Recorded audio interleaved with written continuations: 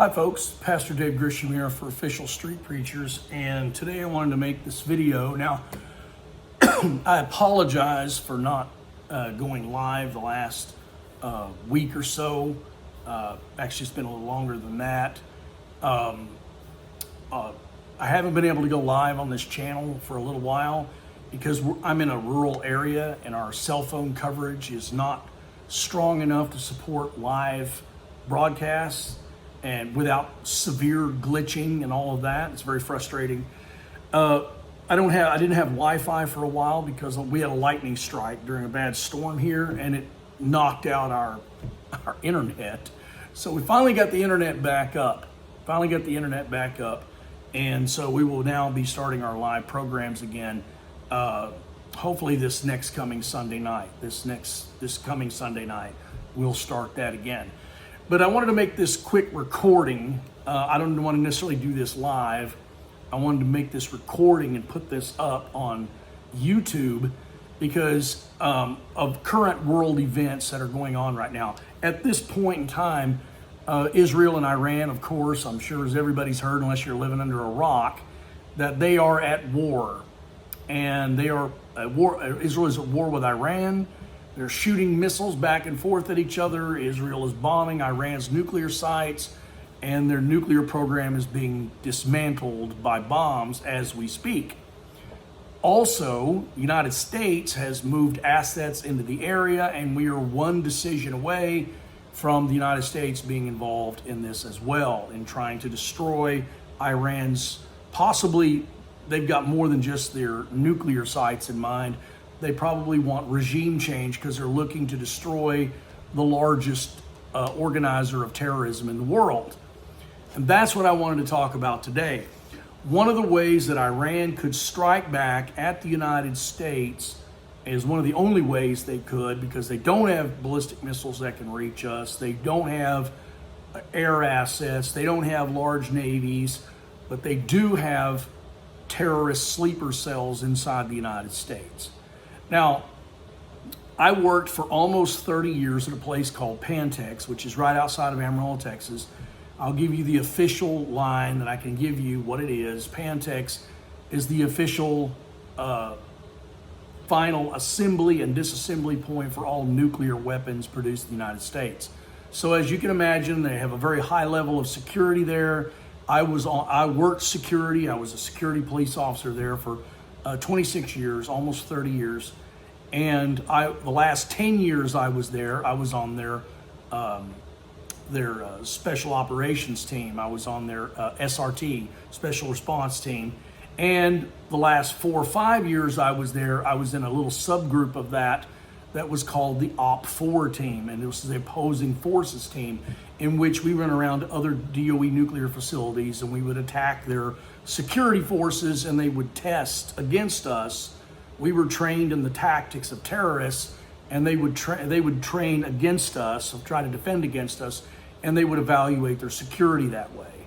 So during this time period that I worked there, I received a lot of classified briefings, which I still am not permitted to discuss the details of which, because these things are probably still classified. And I'm still bound by these legal obligations, even though I no longer work there and I'm retired. So my information is limited. My specific information is limited because I left in 2011, and I'm not permitted to discuss any specifics. However, what I wanted to do was give you some specific guidelines based on what I know. I can't tell you specifically what I know, but I can give you some guidelines based on what I know of what you should do or should not do in case there is a terrorist attack. Now, because the United States is about to get involved, our risk of the activation of these terrorist sleeper cells inside the United States goes up exponentially higher. So there is an increasing risk of terrorist attacks inside the U.S. if America gets directly involved in this war. We were already at some degree of risk even before this. The risk went up higher when Israel attacked Iran's nuclear facilities. And if we get involved, the risk goes up exponentially higher, because one of the only ways that Iran can strike at the United States is asymmetrically. They can do cyber attacks. They can do. They can try that. I mean, I'm sure right now Israel is trying to dismantle that capability as well. But they can also reach out at underground communications to their sleeper cells inside the United States. Now, what is a sleeper cell? A lot of people would ask. A sleeper cell is a group of at least 2 or more people. Now, that does not include lone wolf attackers. There could be some lone wolf attackers too, which these guidelines would still apply to, but we can't keep track of those. We don't know these lone wolf guys unless you can get inside their heads. You don't even necessarily know they're out there. But with sleeper cells, they must communicate. Now, these sleeper cells is a group of 2 or more individuals that are conspiring to commit, or in the future possibly commit, terrorist acts against their host country. They sneak in and they live amongst us. They get jobs, they work here, they blend into society as much as possible. Sometimes they're even in the government. You might have some terrorist sleeper cells that have worked their way right into the government in certain areas and certain places where they could get into and they could do some destruction from within. However, we're mainly going to talk about what might happen to you out on the streets in case there's a bomb, in case there's somebody comes into a crowded area with a machine gun or a handgun or explosives or a combination of those things. I want to talk to you about what you can do to avoid that situation, or what you can do to evade that situation. Now remember, there are 3 basic principles I'm going to outline here: avoidance, evasion, and escape. These are 3 things that I was also taught in the military, that if you're behind enemy lines and you want to avoid areas where you know the enemy's going to be. You want to evade them if you see them coming. And number 3, if they directly confront you, you want to try to escape. So we're going to talk about avoidance, evasion, and escape today on this video. And that's mainly what we're going to concentrate on, but we're going to concentrate on specifics.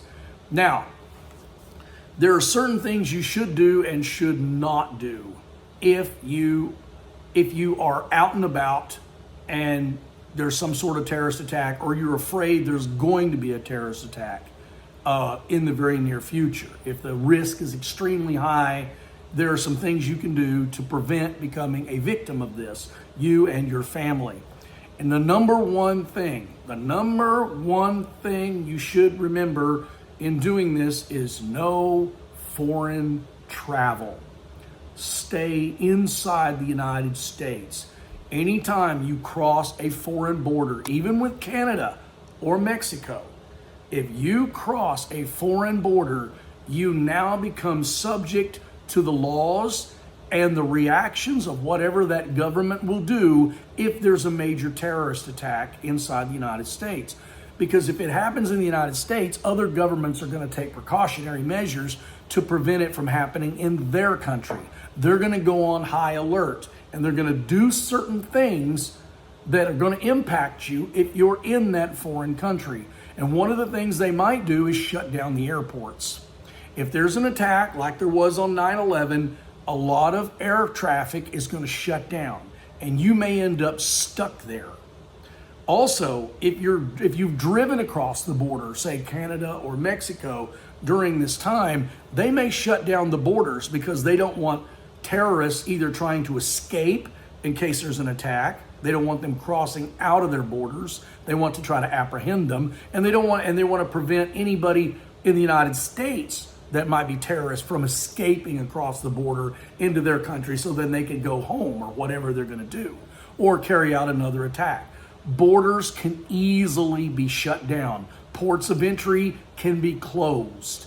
Airline flights can be canceled. There are other things that could happen too. They could shut down internet just to prevent terrorists from trying to communicate and organize with one another in asymmetrical warfare. So a foreign country could shut down internet access, and now you can't even communicate with your family at home on social media.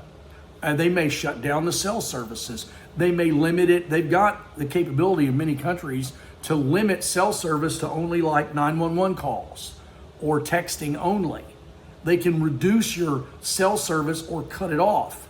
So anytime you're in a foreign country, you have no idea what they're going to do and what their response is going to be to a terrorist attack, even inside the United States. If they're an ally of the United States, like Mexico, Canada, Europe, that sort of thing, they may figure they're on the target list as well.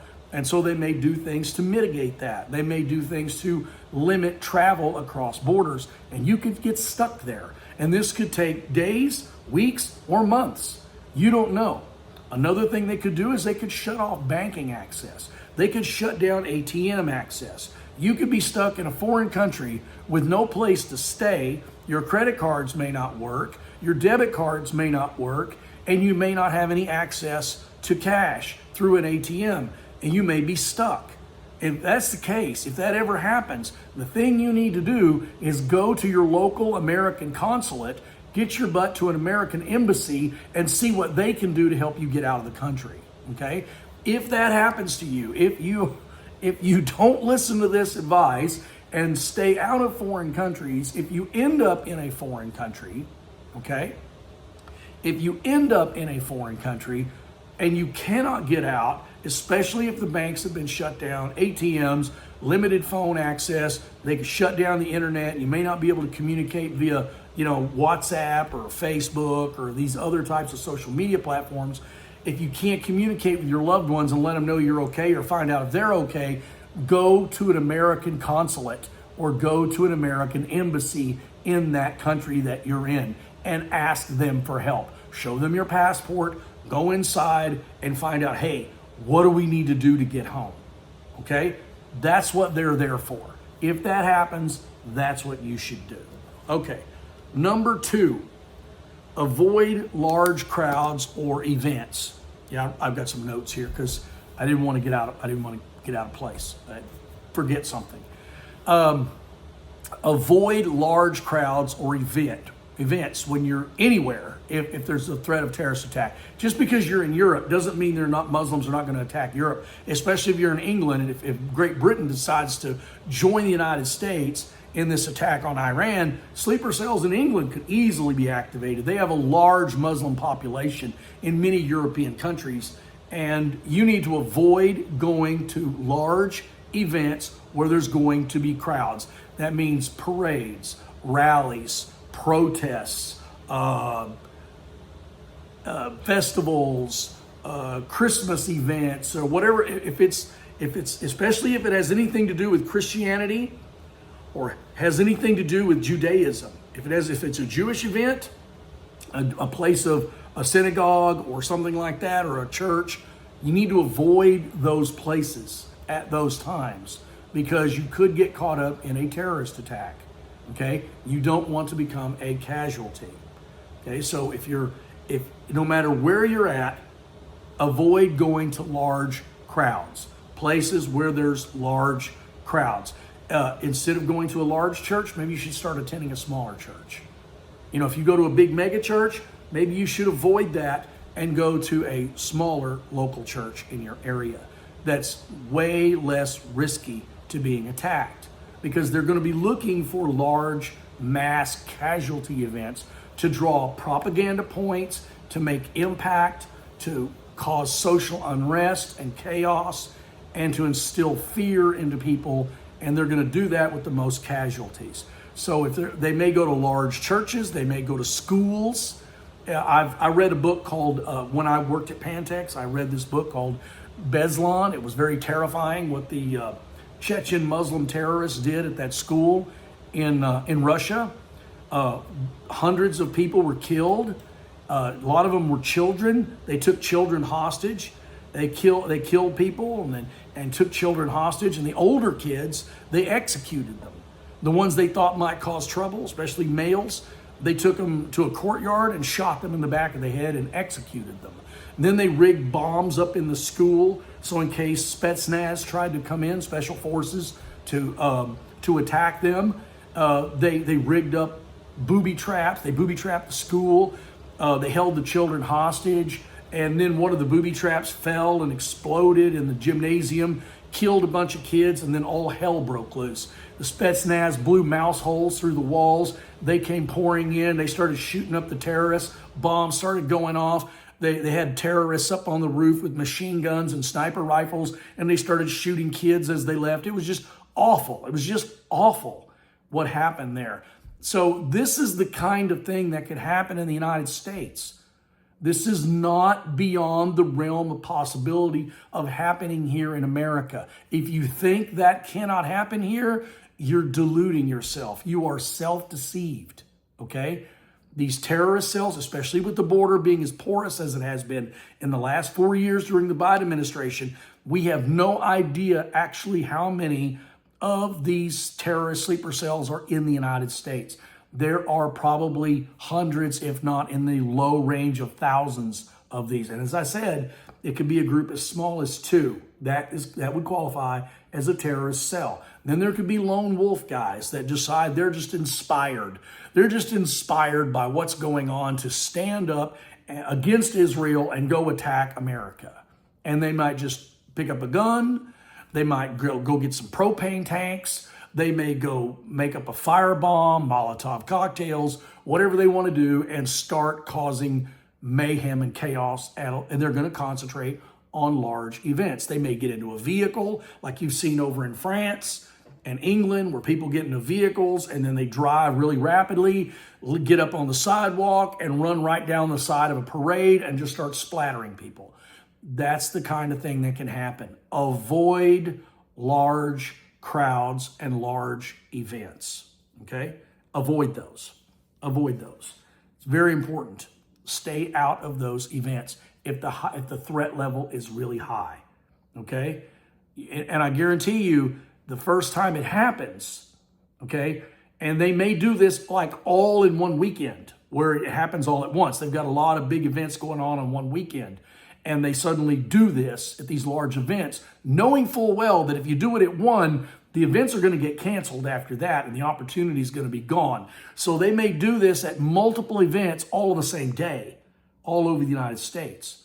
All they're waiting for is instructions. Those instructions can come through the internet. They can come over television. They can come over radio. They can come over encrypted things. They can embed messages inside photographs and send a photograph out on the internet or to email addresses, and they can decode the message out of a photograph. Okay, that's technology they've been using for 20, 30 years. 20 years. They can do that.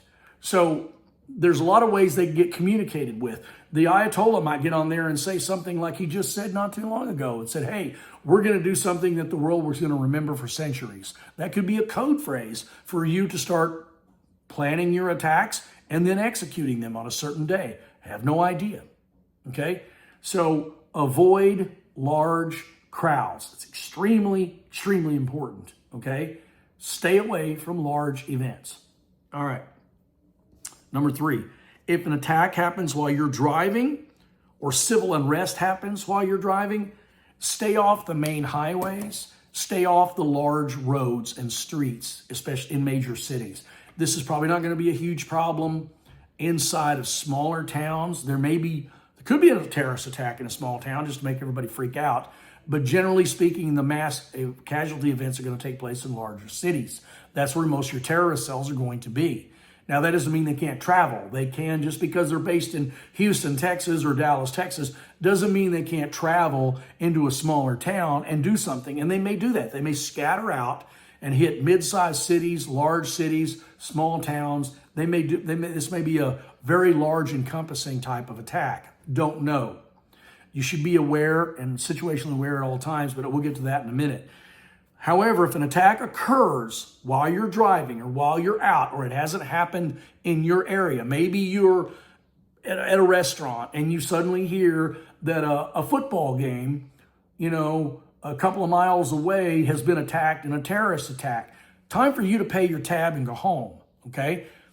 Before things freak out on the streets too much. Don't get on main highways. There's a couple of reasons for that. I'll tell you about that in a second.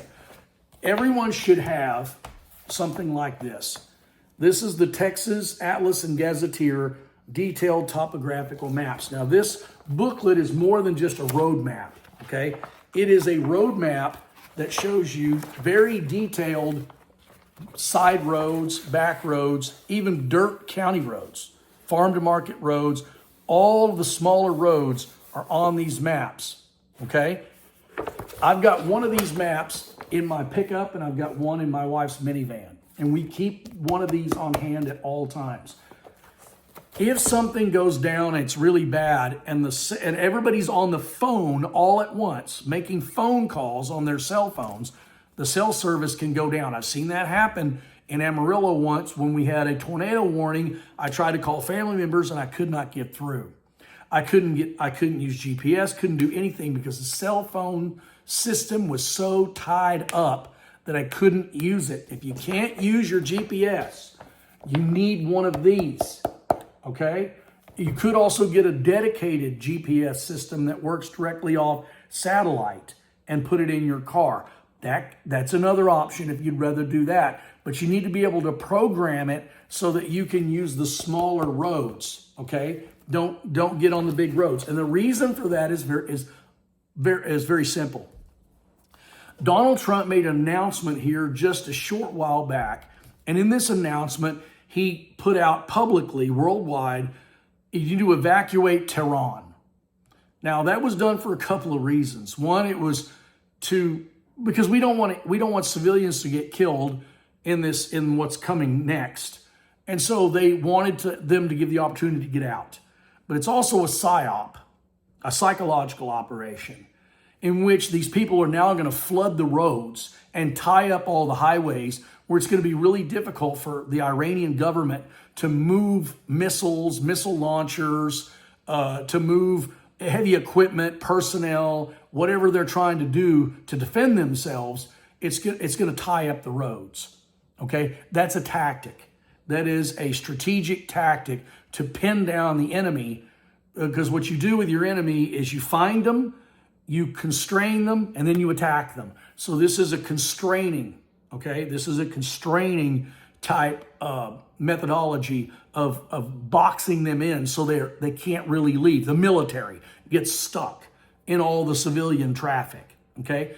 You don't want to get caught up in something like that if a terrorist attack occurs near you. Let's say that, like I said just a second ago, that you are at a restaurant and you're eating and suddenly somebody comes in, they start saying, hey man, somebody just blew up a huge bomb down here at the football game and a bunch of people are killed and it's craziness going on. Sirens are going everywhere and people start going, you know what, I'm gonna pay my bill and leave.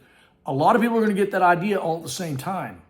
But they're gonna follow their normal habits, which is take the big roads, take the highways, and guess what's gonna happen? If everybody's doing that, you're gonna get stuck.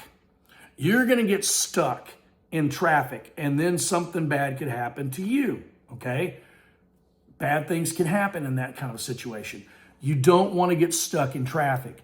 Don't take the main highways. Don't take the main large roads. Stay off of them. If civil unrest is occurring, same thing. They're not going to be doing civil unrest down on a residential street or some remote farm to market road. They're going to be on a major intersection at a city because they're trying to be visible and they want to block as much traffic as they can. And you don't want to turn a corner and find yourself in the middle of civil unrest, in the middle of a riot or something like that. If something like that happens, terrorist attack, civil unrest, whatever, stay off the main highways, stay off the big roads, get yourself a detailed gazetteer map for your state. Maybe if you're planning on making a trip to another state, get one. They're about $25 each. Get one if you're going to take a trip to another state. But just in case a cell service goes down or gets overcrowded and you can't use it, get yourself a detailed map so you can figure your way around, okay? You have to go old school. All right. So, stay off the main highways. Stay at home if possible. If you're at home when you hear about something, now's not the time to, we're short on milk or we need gas in the car. We better go run down and fill up gas because now the price of gas is going to shoot up. That needs to be done beforehand. Right now, you should be keeping your gas tank full, okay? Because prices are going to go up. Prices are going to go up. Are you listening to me? They are going to go up. You should fill your gas cans. You should fill your motorhomes. You should fill anything you can use to safely store gasoline. Right now, you should be filling it full, okay? Go down now before a problem hits. In the middle of a terrorist attack, you don't want to be filling up your car, okay? You don't want to stop for that. You want to expose yourself as little as possible in the public sphere. You want to get home. You want to stay home, okay? If you are at home when something goes down, unless you got to go get your kids somewhere, which we'll get to here in a minute about keeping your family close, you should stay home. If everybody's at home, stay home. Call your relatives, call your family, tell them to get home, and tell them to stay home, okay? You're much safer in your home residence than you are running around on the streets if terrorists are shooting the place up and bombs are going off and the military or the police are trying to apprehend these idiots, okay? Don't get in the way. Stay out of the way. Stay at home, okay? All right. Number 5, if an attack happens while you were at an event, if you are already at a large event, if you didn't listen to the first part of this advice, and you go to a large event and an attack happens while you're at that event, okay? While you're at that event, if an attack happens, do not panic. Use your brain. This is the best weapon you can carry at all times. It's not the one you carry in a holster, although a gun, we'll get to guns here in a few minutes. But the best weapon you have is the one right between your ears. Use your brain. Do not panic. The first thing you should do is take cover. You and your family find a place to get down and take cover and assess what's happening. Okay? Take a moment to look around and see what's going on. Then go to the nearest exit.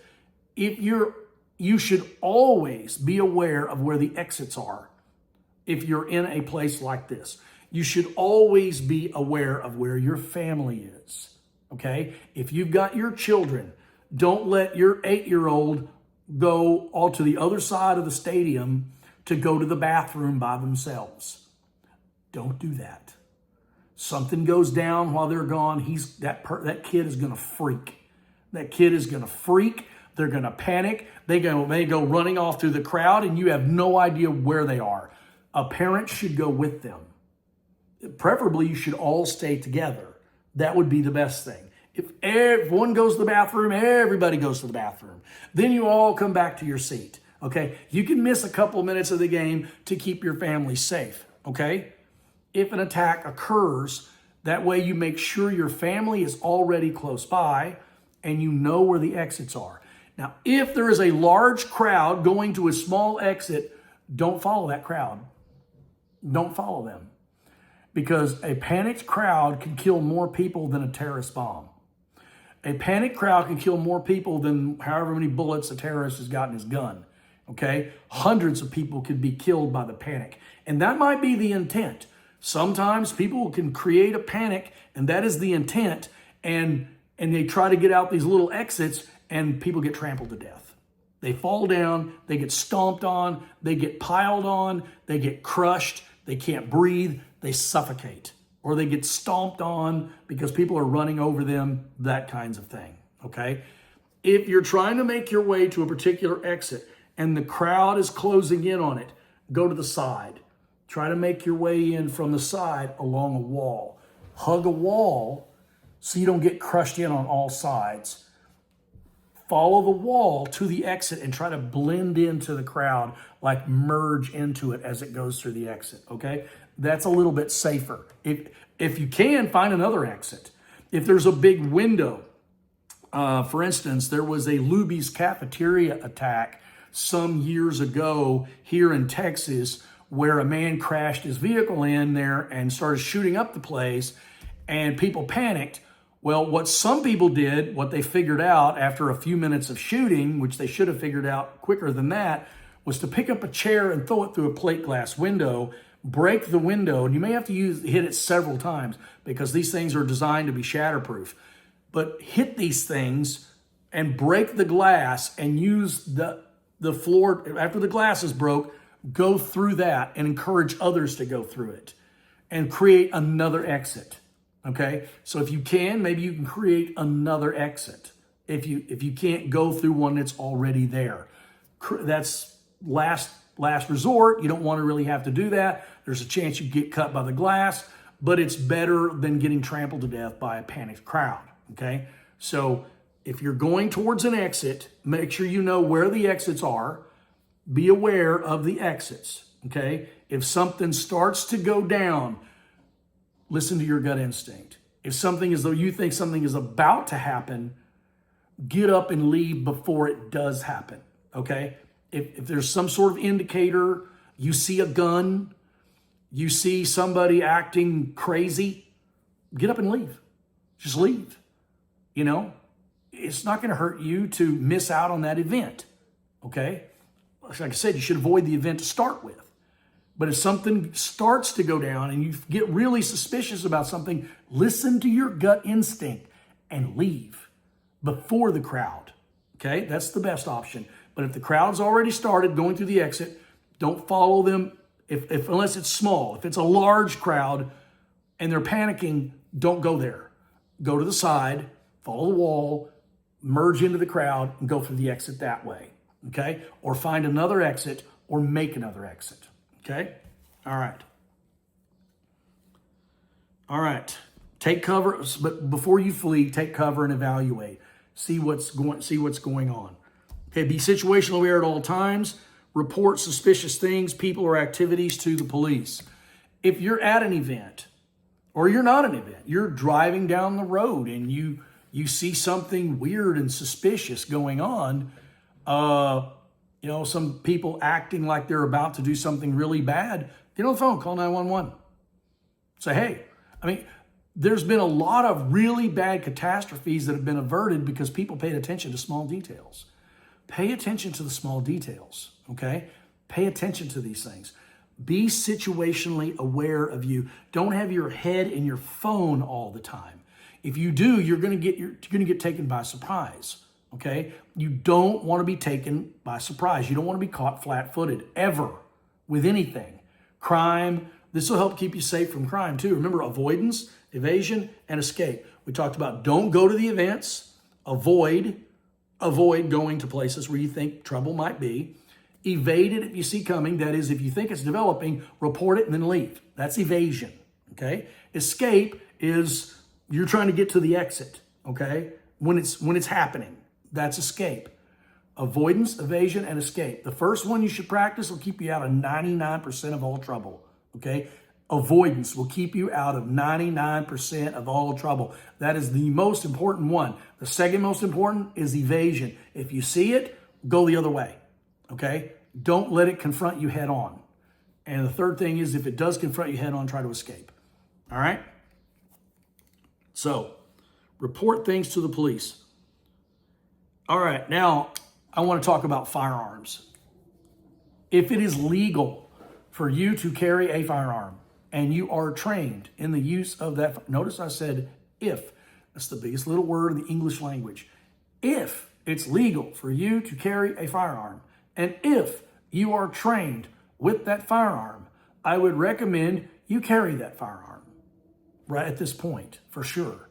If you can carry concealed, I would prefer to carry concealed.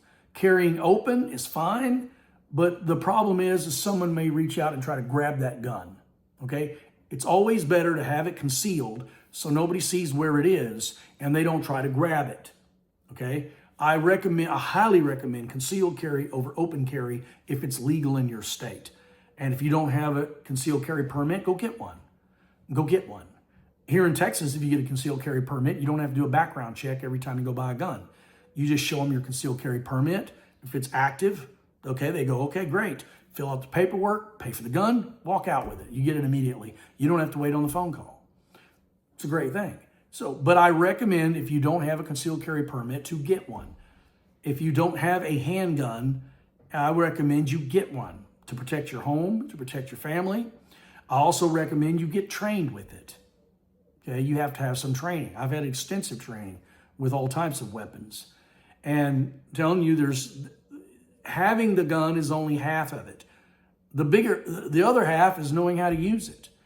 then once you learn how to actually fire it safely, there's the four basic areas of fire. You have to firearm safety. You have to practice firearm safety.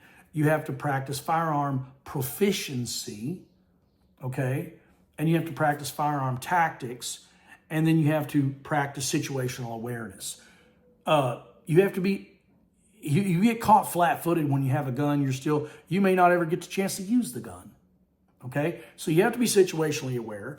You have to be trained in its proficiency. You have to be trained in its safety. And you have to be trained in the tactics of how to use it once you draw it. Once you draw that weapon, the world changes. The world changes for you right on the spot, okay? Because you now become responsible for everything that happens with that gun. Every bullet that comes out, you are responsible for where it goes. And if it hits a little kid in the head, that's on you. That's why I'm saying proficiency, weapon proficiency and tactics and situational awareness, okay? One of the four basic firearm safety rules is know your target and what is around it. If you're in an area and a terrorist attack occurs and you're carrying a firearm, my first recommendation would be, number one, is to take cover, as I said, and assess the situation. You know, I don't generally keep a firearm right next to my bed. You know why?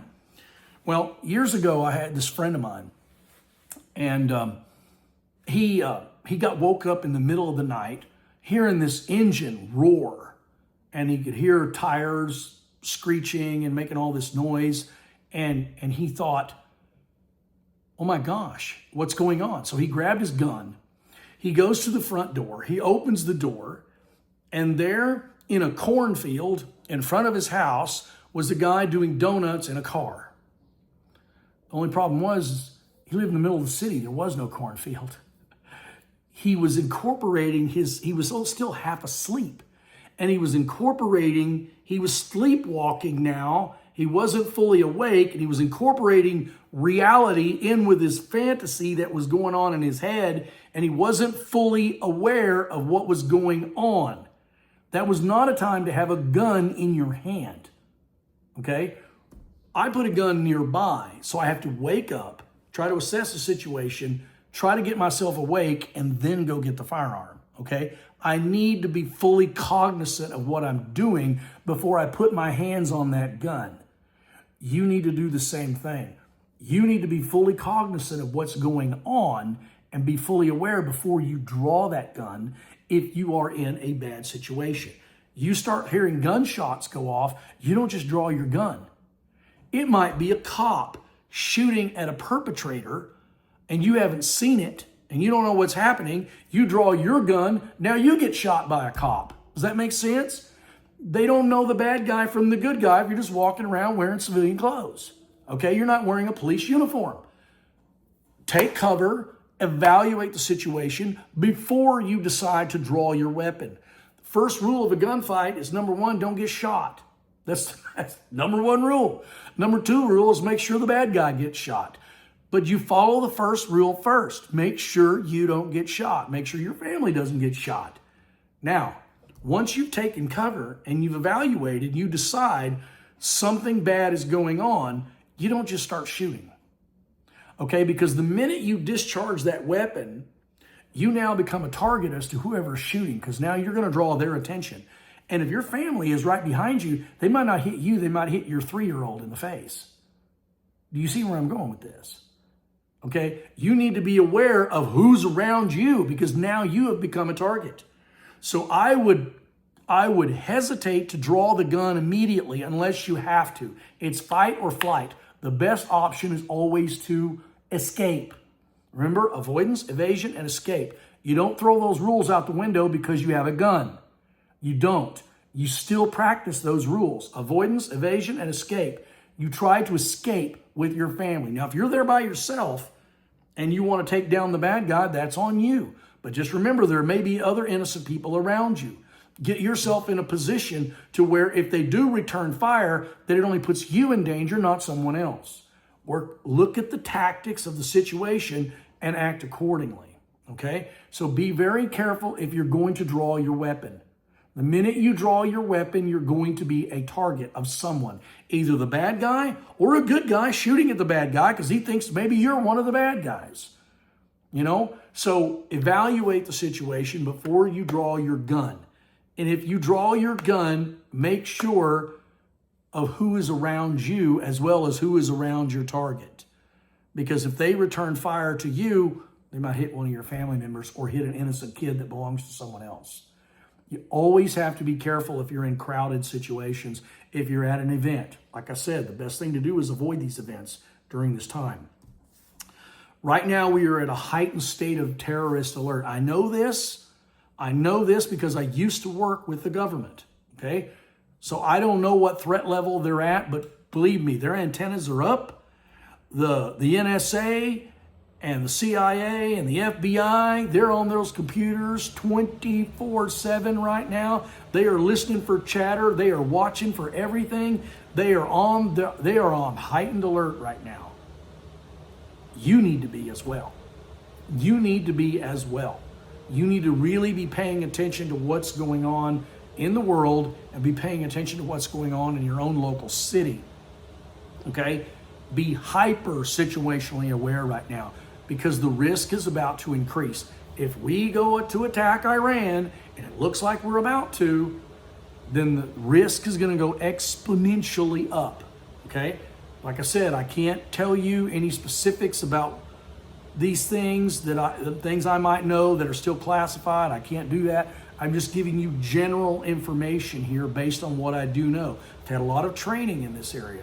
I'm not as much of an expert as, some SEAL Team 6 guy who's gone and fought terrorists. I'm not as much of an expert as some CIA operative, or something like that. I'm not that knowledgeable. But what I do know is, practically speaking, how to keep yourself safe in these situations. So I'm giving you general good advice on what you should do and should not do should these things occur. Make sure you get yourself a good map. This can be a lifesaver right here, okay? If you have a firearm and you're trained on how to use it and you can legally carry it, now might be the time. If you're not afraid of general crime in your area, be worried a little bit more about terrorism in your area, okay? If you get backed into a corner, you don't want to be left defenseless, okay? You don't want to be completely defenseless. So I would recommend, if you're trained and if it's legal to carry and you do have a weapon, that you carry that weapon. I do recommend you get a gazetteer, a detailed map of your local area. So if you're out and about, you can get home on the back roads if you don't want to take the main roads, because something bad may be happening. There could be a panic. And you want to avoid the panic at all costs. Don't be the guy that's buying gas. You're waiting in line with 50 other people buying gas. Don't be the guy that's at the grocery store trying to get the last bag of beans. Don't be the guy that's, getting trampled trying to get out of a movie theater because some nut job came in there and yelled Allahu Akbar and exploded. Don't be that guy, okay? Be the person that uses your brain and thinks ahead. And be situationally aware. All right? And also, the last thing, and this is the most important thing, I save the best for last. Make sure you're spiritually prepared to meet your God, okay? If you should die in a terrorist attack, it could happen. Trust me. Every time somebody gets on a plane, like the people in Air India, they didn't think they were going to die that day, but they did. You need to be ready to meet your Maker at any time. You need to be ready to meet the God of the universe in judgment. And the only safe way to do that is with Jesus Christ as your Lord and Savior. That if you are forgiven by His blood, washed by His blood, forgiven by His sacrifice on the cross, and you believe in your heart He was raised from the dead, you'll be saved. You're saved by grace through faith in Jesus Christ and not any other person. No Mahatma Gandhi, no Muhammad, no Buddha. None of that can save you. Jesus said, I am the way, the truth, and the life, and no one comes to the Father but by me.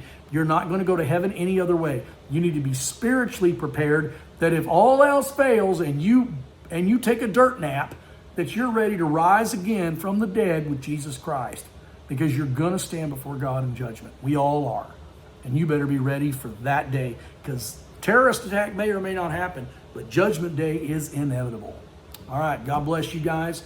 My prayer, be praying for America, be praying for Donald Trump, be praying for the thin blue line. Be praying for the boys and girls in green that are going to be fighting this stuff. Be praying that our government makes righteous, godly decisions for the welfare, not only of us, but for everyone else as well. So God bless you guys, and stay safe out there.